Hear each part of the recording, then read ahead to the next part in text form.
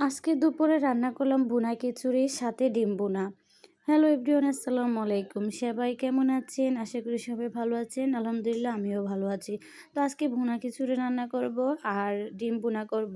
তো এখানে আমি পোলাও চালের সাথে আমি এখানে মসুর ডাল দিয়ে দিলাম। আর মাংসর যত মশলা আছে সব মশলা কষিয়ে সাথে আমি ২টা আলুও দিয়ে দিলাম। তো একই সাথে আমি এখানে একটু ভেজে নেব মশলাটার সাথে। আর একটু কষিয়ে নিলে ভুনা খিচুড়িটা অনেক মজা হয়। তো আজকে যেহেতু আবহাওয়াটা অনেক খারাপ ছিল, মনে হচ্ছিল যে বৃষ্টি আসবে, কিন্তু বৃষ্টি আসে নাই। বাইরে অনেক ঠান্ডা পড়তেছিল। তো আমার ভাই বলতেছে যে আজকে ভুনা খিচুড়ি রান্না করতে দুপুরে।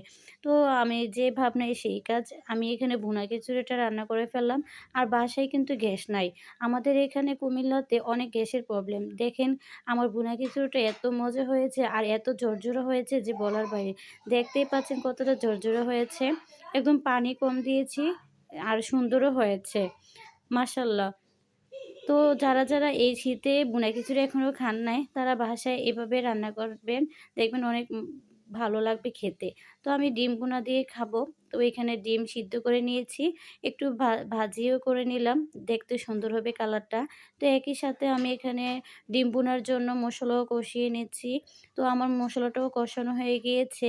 তো আমি এখন ডিমটা ভুনা করে ফেলবো। আর আমার ভাই এখানে দেখেন কত সুন্দর করে সালাদ কেটেছে। আমার ভাই সালাদ কাটতে অনেক পছন্দ করে আর অনেক সুন্দর হয় কাটাটা।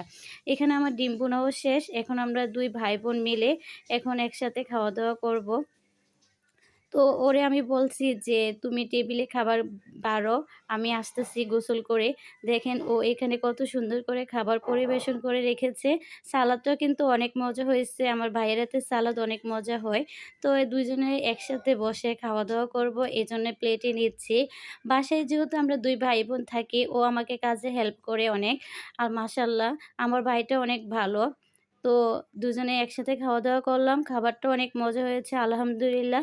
যদি ভিডিওটা ভালো লেগে থাকে অবশ্যই লাইক, কমেন্ট, শেয়ার করবেন। আর যারা এখনও এই শীতকালে ভুনা খিচুড়ি খান নাই, অবশ্যই বাসায় একবার হলেও ট্রাই করবেন এভাবে রান্না করার জন্য।